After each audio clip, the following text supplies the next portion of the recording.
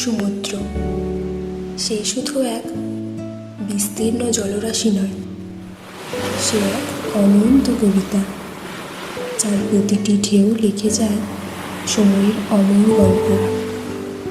তার বুকে লুকিয়ে থাকে জন্ম আর মৃত্যুর রহস্য, যেখানে প্রতিটি জোয়ার বলে যায় কিছুই চিরস্থায়ী নয়, তবুও সব কিছু আবার ফিরে আসে। অন্তহীন আকাশের নিচে সমুদ্র যেন এক আয়না, যেখানে প্রতিফলিত হয় মানুষের ভয়, স্বপ্ন আর ভালোবাসা।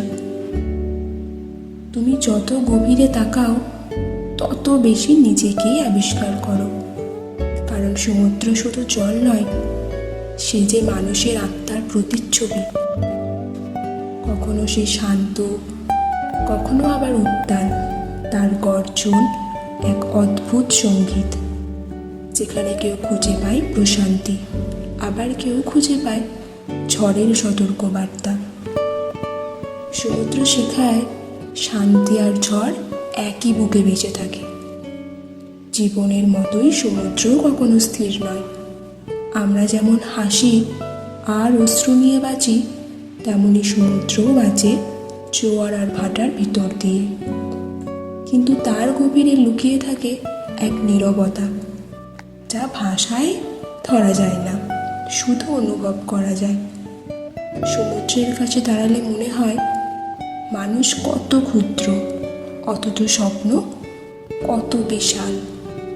হয়তো তাই আমরা বারবার তার কাছে ফিরে আসি, ভেসে যেতে, শিখতে আর নিজেকে খুঁজে পেতে। কারণ সমুদ্র আমাদের শেখায় জীবন যতই ছোট হোক না কেন, প্রতিটি ঢেউ একদিন মিলিয়ে যায়, আর নতুন ঢেউ এসে জীবনকে আবার নতুন করে গড়ে তোলে। সমুদ্র বিশাল, অগাধ, যার কোনো শেষ নেই। তার সামনে দাঁড়িয়ে আমরা বুঝি মানুষ কত ছোট, কিন্তু স্বপ্ন কত বড় হতে পারে।